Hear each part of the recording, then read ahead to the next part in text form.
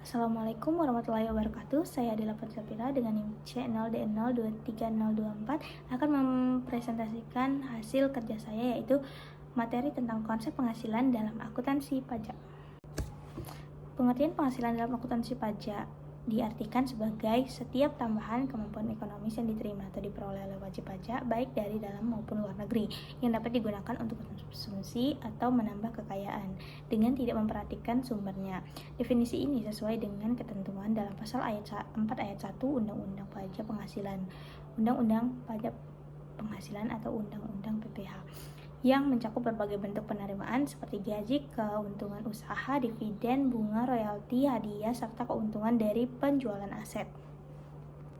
Perbedaan utama antara penghasilan dalam akuntansi pajak dan akuntansi keuangan itu terletak pada tujuan dan prinsip yang digunakan. Dalam akuntansi keuangan, penghasilan diakui berdasarkan standar akuntansi yang berlaku, seperti standar akuntansi keuangan atau SAK yang bertujuan untuk menyajikan laporan keuangan yang andal dan informatif bagi pemangku kepentingan. Sementara itu, dalam akuntansi pajak, penghasilan diakui berdasarkan ketentuan perpajakan dan bertujuan untuk menentukan besaran pajak yang harus dibayarkan oleh wajib pajak kepada negara. Klasifikasi penghasilan dalam perpajakan. Dalam sistem perpajakan, penghasilan diklasifikasikan berdasarkan perlakuan pajaknya untuk menentukan apakah suatu penghasilan dikenakan pajak atau dikecualikan dari objek pajak. Klasifikasi ini penting karena berpengaruh terhadap perhitungan pajak yang harus dibayarkan oleh wajib pajak. Secara umum, penghasilan dalam perpajakan dapat dibagi menjadi dua kategori utama, yaitu penghasilan yang dikenakan pajak dan penghasilan yang tidak dikenakan pajak. Yang pertama itu penghasilan yang dikenakan pajak. Penghasilan yang dikenakan pajak mencakup semua bentuk pentambahan kemampuan ekonomis yang diperoleh wajib pajak dan menjadi dasar perhitungan pajak penghasilan atau PPH. Menurut pasal 4 ayat 1 Undang-Undang Pajak Penghasilan, penghasilan yang dikenakan pajak meliputi gaji, upah, keuntungan usaha, dividen, bunga, royalti, hadiah, keuntungan dari penjualan aset, serta penghasilan lain yang menambah kekayaan wajib pajak.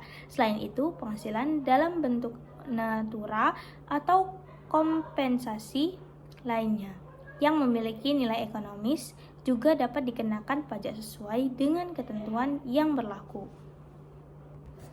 Selain individu, badan usaha juga memiliki berbagai sumber penghasilan yang dikenakan pajak seperti laba usaha, pendapatan sewa, dan penghasilan dari transaksi keuangan lainnya. Pajak yang dikenakan atas penghasilan ini berbeda-beda tergantung pada subjek pajaknya. Misalnya, pajak penghasilan pasal 21 atau PPh 21 dikenakan atas penghasilan karyawan, sedangkan pajak penghasilan pasal 23 dikenakan atas pendapatan dari jasa atau dividen yang diterima oleh badan usaha tertentu.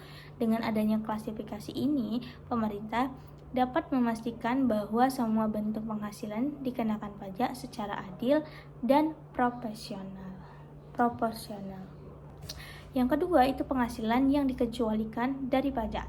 Tidak semua penghasilan dikenakan pajak. Beberapa jenis penghasilan dikecualikan dari objek pajak berdasarkan kebijakan pemerintah untuk mendorong kesejahteraan sosial dan ekonomi.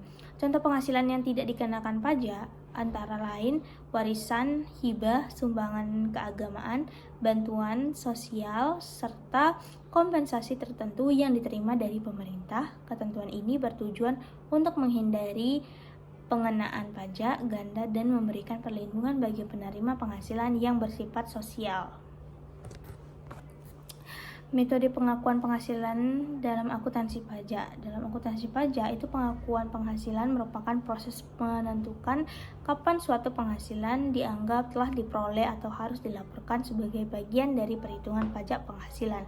Metode pengakuan penghasilan sangat penting karena mempengaruhi besarnya pajak yang harus dibayar oleh wajib pajak. Dalam sistem perpajakan Indonesia terdapat dua metode utama dalam pengakuan penghasilan, yaitu metode akrual dan metode kas. Pemilihan metode ini biasanya tergantung pada jenis usaha, ketentuan perpajakan yang berlaku, serta kebijakan yang diterapkan oleh wajib pajak.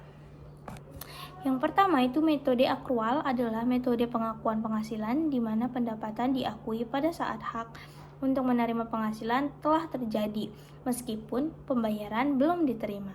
Dengan kata lain, penghasilan diakui ketika transaksi telah selesai atau ketika barang atau jasa telah diberikan kepada pelanggan.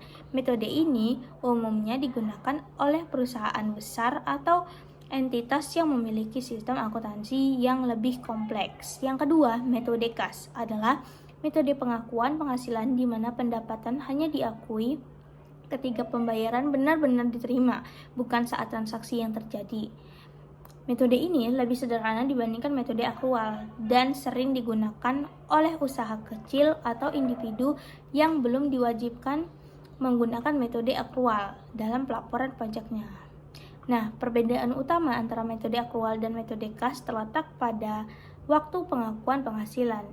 Jadi metode akrual memberikan gambaran yang lebih realistis tentang kondisi keuangan perusahaan karena mencatat transaksi pada saat terjadinya, sedangkan metode kas lebih menekankan pada realisasi kas yang diterima. Baiklah, terima kasih atas waktunya. Jika ada kesalahan mohon dimaafkan. Saya akhiri dengan wassalamualaikum warahmatullahi wabarakatuh.